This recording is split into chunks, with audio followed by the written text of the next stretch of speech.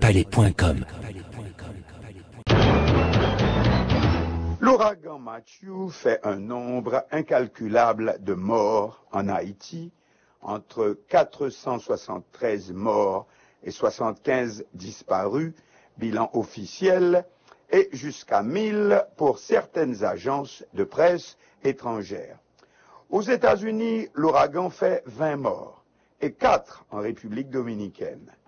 Cependant, à Cuba, on a enregistré une seule perte en vies humaines, alors qu'aux États-Unis, spécialement en Floride, on dispose de moyens autrement plus importants qu'à Cuba. Donc, la différence n'est pas à ce niveau. Nous avons essayé de nous renseigner. Réponse: Cuba dispose d'un plan de prévention qui a été expérimenté depuis de nombreuses années et aussi qui a montré son efficacité, qui a fait ses preuves. Discipline et efficacité. Le citoyen doit avoir confiance. Il doit avoir confiance que les pouvoirs publics ne veulent que son bien. Ce qui veut dire, il ne craint ni d'être surpris par une quelconque catastrophe qui s'abattrait sur le pays sans crier gare, et lorsqu'il lui est ordonné d'évacuer, il sait qu'il doit le faire parce que la catastrophe est imminente et qu'il n'y a pas moyen de faire autrement. Il ne va pas dire « ce n'est pas la première fois qu'on annonce un cyclone et que rien ne s'est passé », ni qu'il a le temps, ni que ceux qui obéissent aux consignes sont des poltrons, enfin tout ce qu'il est possible d'entendre en Haïti. Mais surtout, il y a évacuation et évacuation. Cuba a évacué la semaine dernière près d'1 million dans la zone de Santiago qui a été frappée par Matthew. L'évacuation étant bien calculée et non une décision de dernière minute, s'est donc passée dans des conditions optimales. Par contre, les abris provisoires n'ont rien de différent avec chez nous. À Cuba aussi, on utilise des écoles et autres bâtiments publics. Cependant, vivant en zone cyclonique, ces établissements sont à l'avance aménagés aussi à cette fin. Le citoyen se déplace sans difficulté parce qu'il sait que les conditions sont bonnes à l'intérieur des abris provisoires. La vie y continue. Mais nous avons appris aussi que le citoyen, à Cuba, il ne craint rien en abandonnant sa maison. Il ne craint pas de ne pas retrouver ses affaires à son retour. Et c'est un point tout à fait important. Mais, secondo, si le cyclone fait beaucoup de dégâts et si sa maison à lui aussi n'est pas épargnée dans le désastre, eh bien, il sait que, ayant participé sans rechigner aux dispositions prises, l'État l'aidera à reconstruire sa maison. Nous vous laissons faire vous-même la comparaison, le parallèle avec la situation telle qu'elle se présente chez nous. Ce n'est pas que nous encouragions l'Haïtien à ne pas respecter les consignes. À preuve, beaucoup de victimes de Matthew l'ont été pour avoir attendu trop longtemps pour se mettre à l'abri. Mais à 50%, le nombre élevé de victimes chez nous est dû à l'absence d'un plan expérimenté, malgré qu'un ouragan frappe le pays au moins tous les 5 ans, et un plan qui aurait fait ses preuves auprès du citoyen, méritant par conséquent la confiance de ce dernier, et puis 50% également pour expliquer la gravité de la catastrophe, 50% répondant à la brutalité hors du commun de l'ouragan Matthew. Le plus malheureux est que nous ne savons même pas si la situation que nous vivons, aussi cruelle qu'elle soit, pourra faire à l'avenir une différence. Palais.com. Un rappel des titres de l'actualité pour ce jeudi 13 octobre 2016. Un projet signé avec une banque chinoise pour électrifier tout le pays à l'énergie solaire et éolienne a été annoncé hier au point de presse quotidien tous les jours, excusez le pléonasme, à 11h à la primature, dont l'invité spécial aujourd'hui sera le ministre de la Justice et de la Sécurité publique, accompagné du haut état-major de la police nationale. Hier, c'était le ministre de l'Intérieur et des collectivités territoriales, le chancelier Pierrot Delienne et le ministre de la Planification et de la Coopération externe qui a donc fait cette annonce qu'un projet a été signé avec une banque commerciale chinoise pour électrifier tout le pays à l'énergie solaire et à l'énergie éolienne. Les États-Unis suspendent temporairement la déportation des sans-papiers haïtiens. Les Haïtiens n'attendent pas l'aide pour commencer à s'organiser, rapporte l'agence France Presse, tandis que la DINEPA annonce l'installation de stations de potabilisation, transformer l'eau suspecte en eau potable dans les régions sinistrées, et que l'aide alimentaire dominicaine se manifestera à partir d'aujourd'hui, sinon de cette semaine. Palais.com.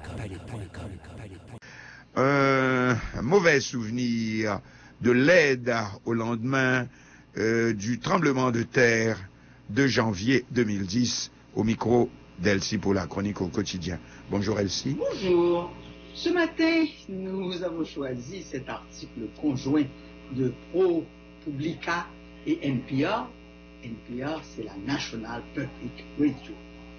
Et elle concerne ce rapport rédigé par un sénateur américain, un rapport confirmant la gestion calamiteuse de la Croix-Rouge américaine en Haïti. Nous sommes maintenant tout de suite après le tremblement de terre du 12 janvier 2010. Eh bien, le rapport a été réalisé par le sénateur américain Charles Grassley, rapport donc sur la Croix-Rouge américaine qui constate que l'organisation est incapable à bien des égards de fournir des justifications sur les dépenses qu'elle aurait effectuées à partir de dons récoltés pour Haïti.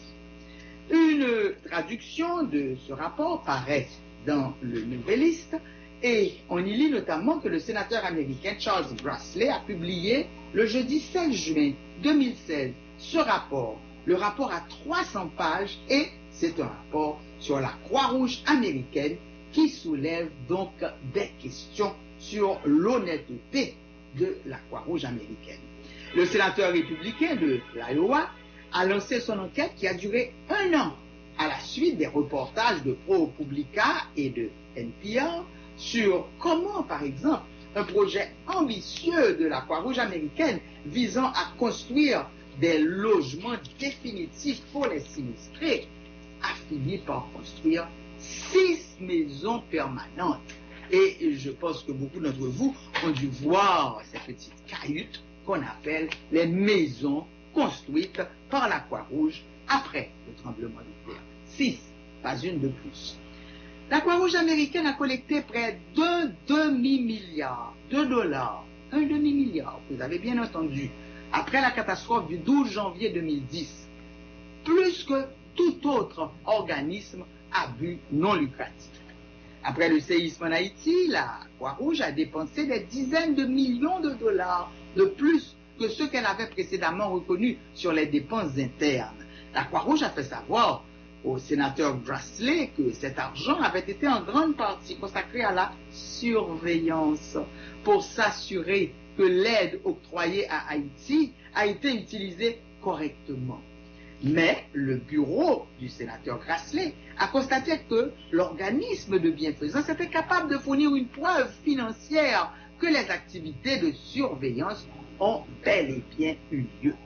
Et il y a des préoccupations importantes et fondamentales sur la Croix-Rouge en tant qu'organisation, conclut le rapport. Dans une interview sur le rapport, Le sénateur Grassley a déclaré que même après un an de va-et-vient avec la Croix-Rouge, nous n'avons pas eu de réponse satisfaisante.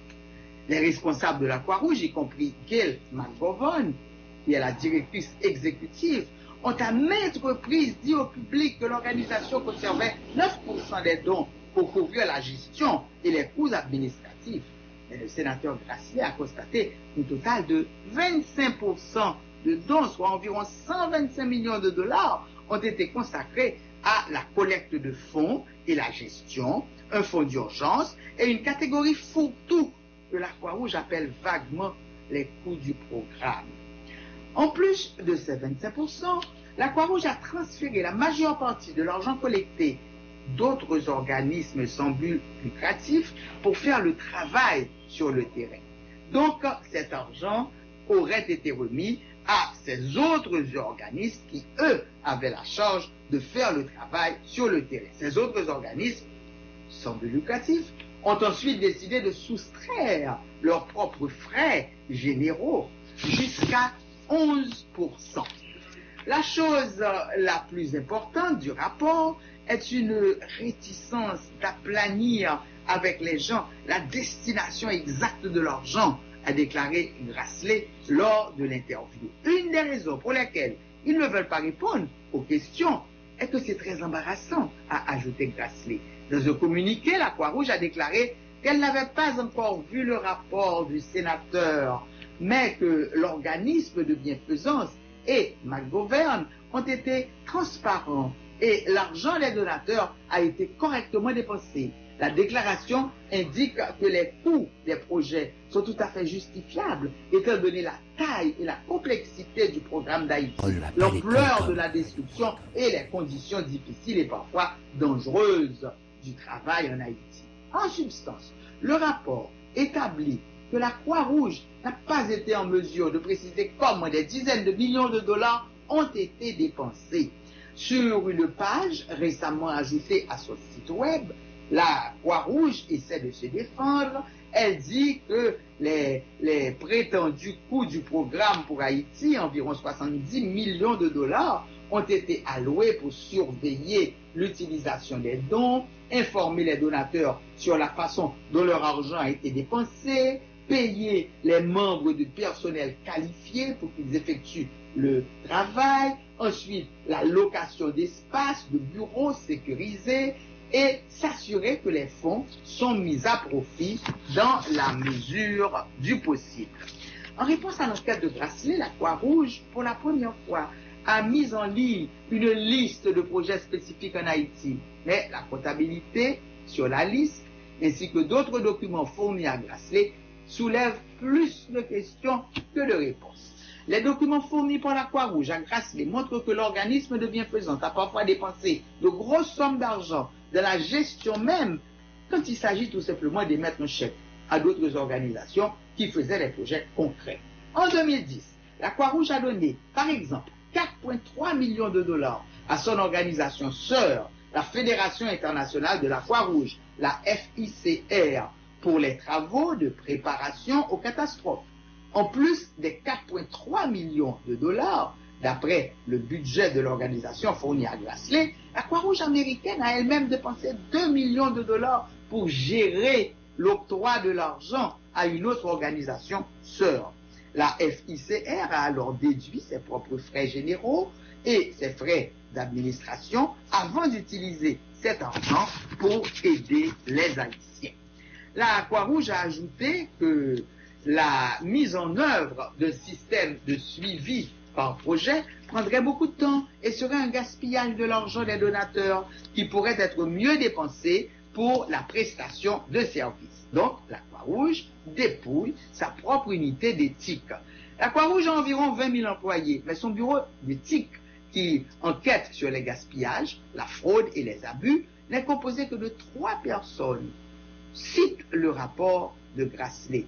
C'est une baisse d'environ 65 membres du personnel d'il y a une décennie.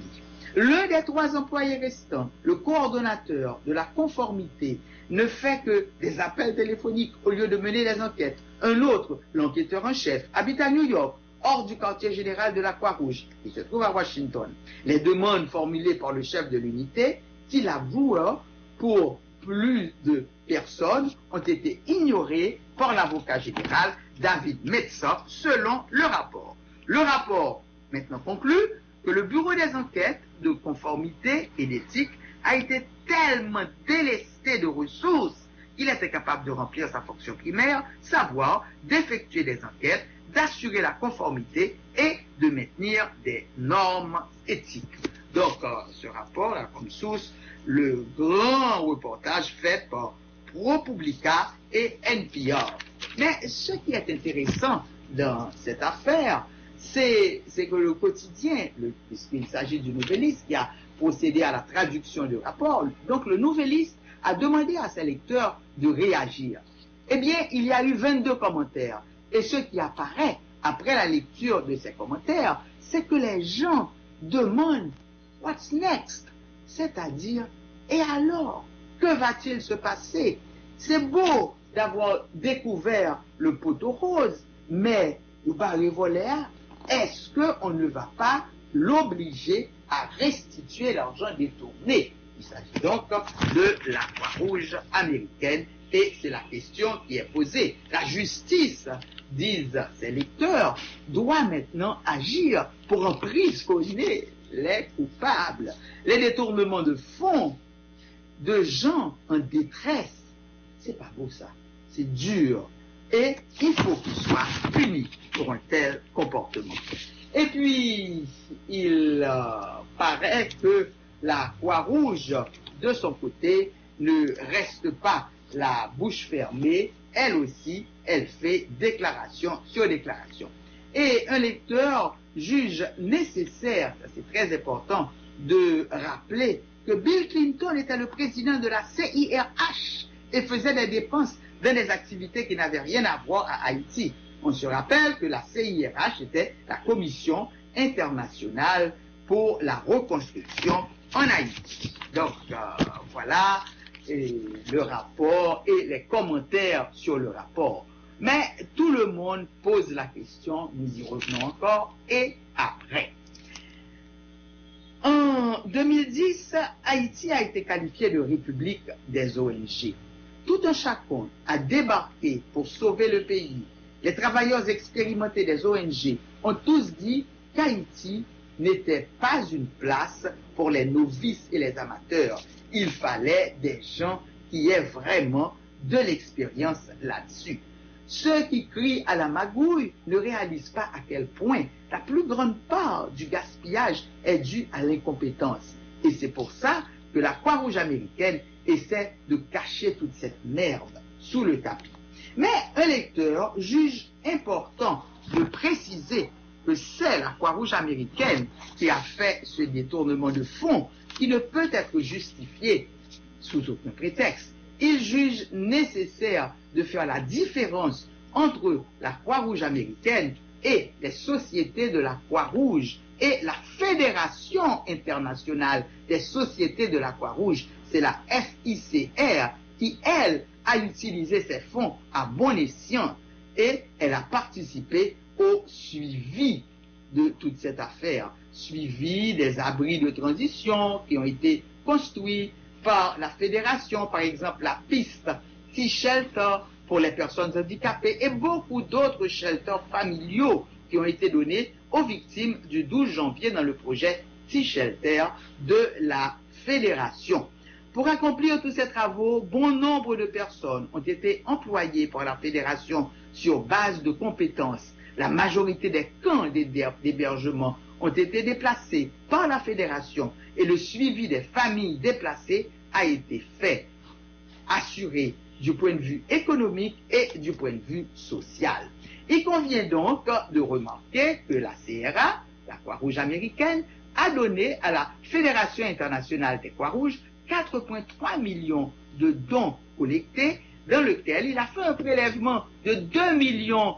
C'est injustifiable. Vous donnez à une société sœur 4,3 millions et vous prélevez 2 millions de cet argent. Ce qui veut dire que la fédération n'a reçu que 2,3 millions des 500 millions collectés par la Croix-Rouge américaine ou encore 0,46% de ces fonds avec lesquels la fédération a réalisé bien des projets.